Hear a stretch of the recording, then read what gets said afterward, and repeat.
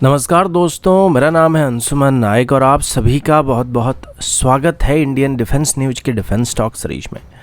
जहां पर हम रोज़ नए नए डिफेंस अपडेट्स के बारे में बात करते हैं। तो चलिए देर ना करते हुए आज की वीडियो शुरू करते हैं।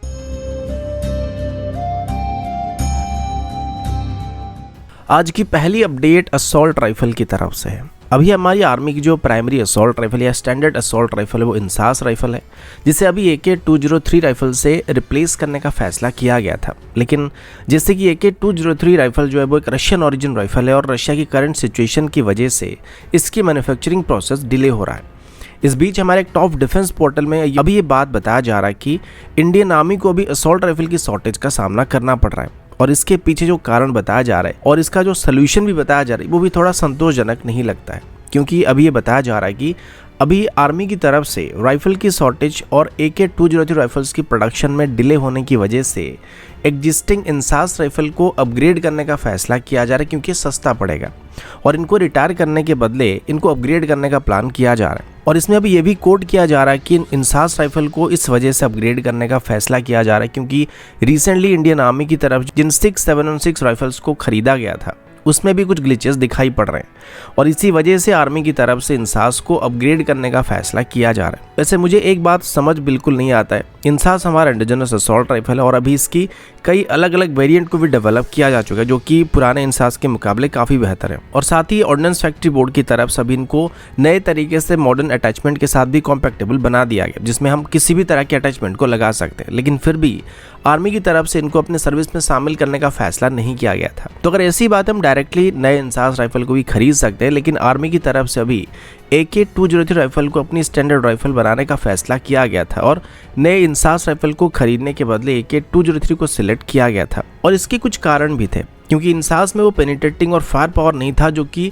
हेवी आर्मर को पेनिट्रेट करके दुश्मन को एक ही गोली में निपटा सकता है। और ऊपर से इसकी परफॉर्मेंस और जैमिंग इशू की वजह से आर्मी की तरफ से इसको अपने सर्विस में शामिल करने का फैसला नहीं किया गया था। और जहां तक बात रही 6716 राइफल की परफॉर्मेंस की, तो मेरे कुछ भाई जो इसे ऑपरेट करते हैं उनके साथ मैं खुद इस बात को लेकर बातचीत कर चुका हूं और उनमें से किसी ने भी बात नहीं बताया था कि इसमें कोई सीरियस ग्लिचेस पाए जा रहे हैं। पिछले साल जैमिंग को लेकर कुछ इशूज सामने आया था, लेकिन वो ऑर्डिनेंस फैक्ट्री बोर्ड की तरफ से सप्लाई किए गए एमुनेशन की वजह से हो रहे थे। बाकी राइफल की परफॉर्मेंस में कोई दिक्कत नहीं पाया गया। और जहाँ तक बात रही कॉस्ट कटिंग की, तो मुझे नहीं लगता कि 1 या 2 साल अगर AK-203 राइफल्स की प्रोडक्शन डिले हो जाता है तो इसमें हमें इंसास को अपग्रेड करने की जरूरत पड़ने वाली है और ना ही हमको कॉस्ट इफेक्टिव पड़ने वाला है, क्योंकि इनको अपग्रेड करने के बाद भी 2 से 3 साल के बाद या मैक्सिमम 5 साल के बाद इनको रिटायर करना शुरू कर दिया जाएगा, जब ऑफिशियली AK-203 राइफल्स की प्रोडक्शन स्टार्ट हो जाएगी। तो अगर हम इनको लॉन्ग टर्म में इस्तेमाल नहीं करेंगे तो इनको अपग्रेड करने का जो कॉस्ट है वो भले ही हमको नए राइफल्स को खरीदने के मुकाबले काफ़ी सस्ता महसूस होगा, लेकिन उसका कोई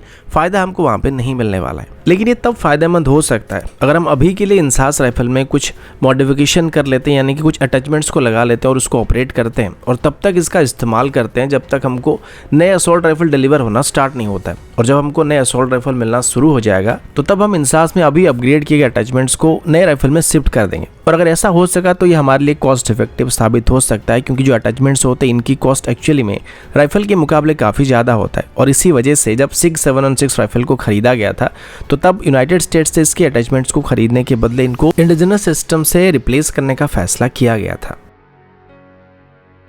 अगला अपडेट आर्म्ड ड्रोन को लेके है। 2009 में सबसे पहले भारत की तरफ से अपनी पहली इंडिजिनस यूएवी को डेवलप करना स्टार्ट किया गया था, जिसका नाम रुस्तम 1 था। और इनिशियली इसको ISR ऑपरेशन के लिए डेवलप किया जा रहा था, जिसमें वेपन्स को इंटीग्रेट करने का कोई भी इरादा नहीं था। लेकिन वक्त की डिमांड को देखते हुए ADA की तरफ से आर्म ड्रोन को डेवलप करने का फैसला किया गया था, जिसे मोस्टली रुस्तम 1 की टेक्नोलॉजी को बेस करके बनाया जा रहा था ताकि इसको जल्दी बनाया जा सकेगा। लेकिन ये एक आर्म्ड ड्रोन होने वाला था और इसमें air to ground attack launch करने के लिए अलग अलग तरह की UAV लॉन्च्ड मुनिशंस और एंटी टैंक गाइडेड मिसाइल को भी कैरी करने की क्षमता को ऐड किया जा रहा था। रिसेंटली बेंगलुरु में aerospace and defence manufacturing expo को आयोजित किया गया था, जिसमें ADA की तरफ से अपनी आर्चर UAV के बारे में कुछ स्पेसिफिक इन्फॉर्मेशन को पब्लिक किया गया है। ADA की तरफ से बात बताया गया था कि जो आर्चर UAV है इसे 2022 की जुलाई के बाद बनाना स्टार्ट किया गया था और अभी इसकी कई टेस्टिंग को किया जा चुका है।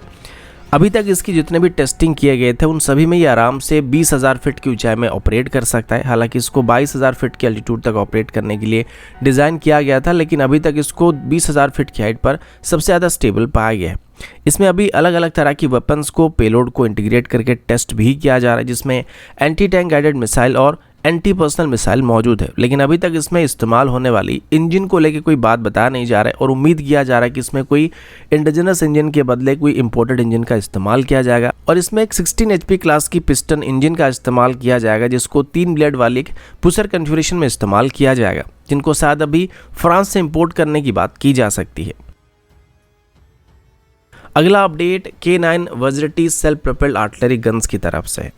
अभी इंडियन आर्मी की तरफ से ऐसे 100 गन को ऑपरेट किया जा रहा है और इनकी परफॉर्मेंस को देखने के बाद इसी साल की शुरुआत में ही आर्मी की तरफ से ऐसे एडिशनल गन्स को भी खरीदने का फैसला किया गया था, जिसमें 2 से 3 अलग अलग बैच में करीब 200 से 300 नए K9 वज्रटी गन्स को खरीदा जा सकता है। अभी बताया जा रहा है कि जो एडिशनल ऑर्डर को प्लेस करने की बात की गई थी, इसमें पहली फॉलो ऑन ऑर्डर को अगले साल की शुरुआत में ही किया जा सकता है, जिसमें करीब 100 गन्स को खरीदा जाएगा और ये जितने भी गन्स अभी खरीदे जाने वाले इनको खास करके हाई एल्टीट्यूड रीजन में डिप्लॉय करने के लिए इस्तेमाल किया जाएगा। तो इस वजह से इसमें कुछ स्पेसिफिक मॉडिफिकेशन को भी किया जाएगा।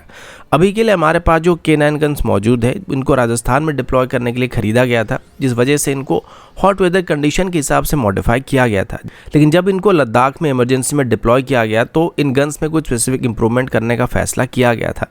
और अभी सेकंड बैच में जिन गन्स को खरीदा जाने वाला है, इसमें स्पेसिफिक विंटर मॉडिफिकेशन किट मौजूद होने वाली है, जो कि कोल्ड वेदर कंडीशन में इनको आसानी से ऑपरेट करने में मदद कर सकेगा। आर्मी का ये कहना है कि इसके अलावा इन गन्स की परफॉर्मेंस में भी कोई दिक्कत नहीं पाई जाती है और ये बोथ नेटो स्टैंडर्ड के और इंडियन एमुनिशन के साथ स्मूथली ऑपरेट कर सकते हैं, जो कि एक बहुत ही अच्छी बात है, क्योंकि आमतौर पर जो इंडियन एमुनिशंस होते हैं इनके साथ फॉरेन गन्स कभी कभार कॉम्पैक्टेबल नहीं होते हैं और कभी कभार इसमें बैरल फटने के साथ साथ जैम होने के चांसेस दिखाई पड़ती है। लेकिन आज तक कभी भी K9 गन के साथ हमको ऐसे सिचुएशन का सामना नहीं करना पड़ा है और आज तक इसकी परफॉर्मेंस को लेकर कोई भी इशू का सामना नहीं करना पड़ा है और इसी वजह से अभी इसको ज़्यादा मात्रा में खरीदने का फैसला किया जा रहा है। तो दोस्तों अभी के लिए इतना ही, मिलता हूँ आपसे अगले वीडियो में, तब तक के लिए जय हिंद, वंदे मातरम।